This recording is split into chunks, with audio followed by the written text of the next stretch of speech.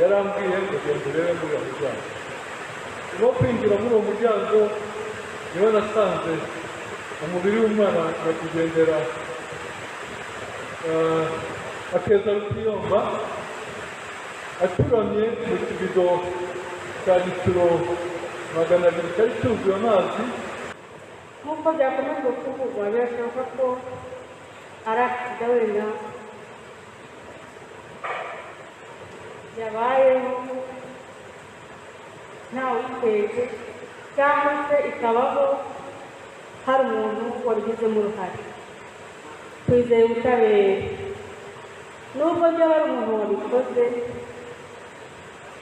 bikagaragara ko byakozwe n'uwo muntu, ni ukuvuga ngo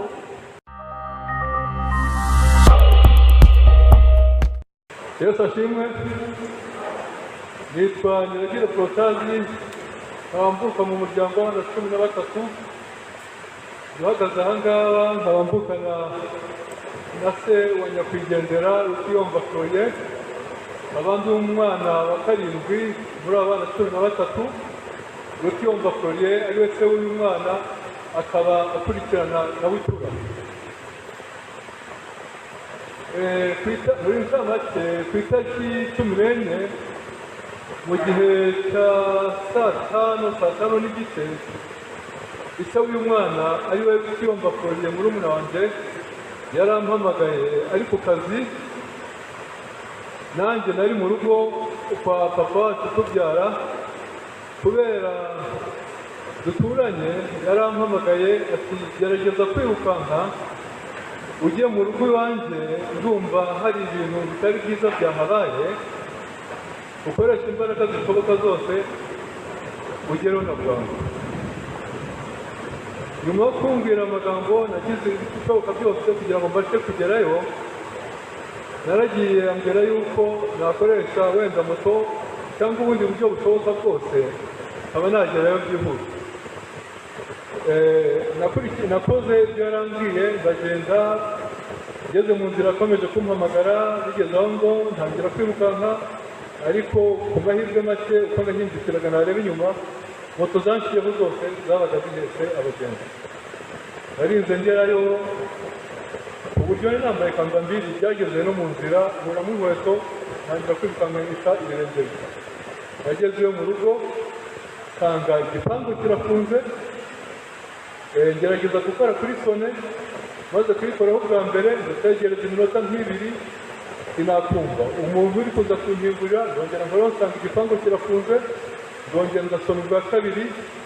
Sonye ubwa kabiri nyuma y'umunota nk'umwe numvise umuntu ari kuza, ibirenge by'umuntu aza aganisha kuri porutaye. Ariko hagati nyuma y'uwo muntu gutinda, yari nagerageje kureba ku gipangu nshakisha ahantu hagufi kugira ko nabasha no gusimbuka ngo ninjire mo imbere njye kureba icyabereye muri ubu buzima.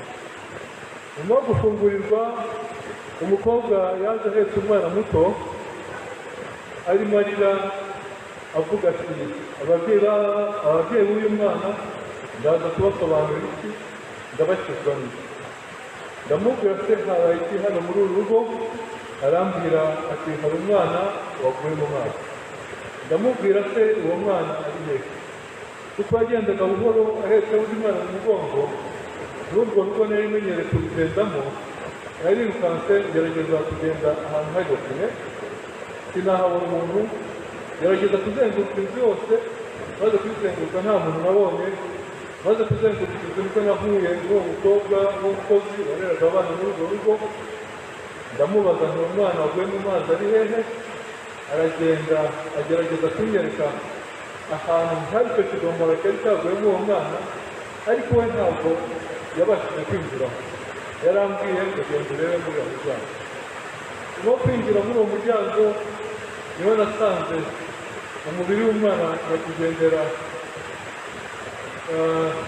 Akeza Rutiyomba aturamye mu kibido cya litiro 200 cyari cyuzuye amazi.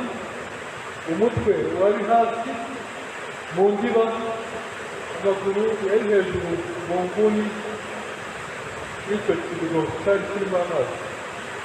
Ubona bwangu nagerageje gukora ibishoboka byose kugira ngo mbashe kumukuramo, ntekereza ko wenda umwana yaba akirimo akuka, nyuma kumukuramo uwo mwana nagerageza gufata amaguru, kuko amaguru no kwari mu nguni imwe ukundi kuri muri nguni, mfata amaguru y'umwana gerageza kumukuramo, ariko ngejeje hejuru kubera umunwa muto w'ako kabido amaboko yakwanduyemo hagati.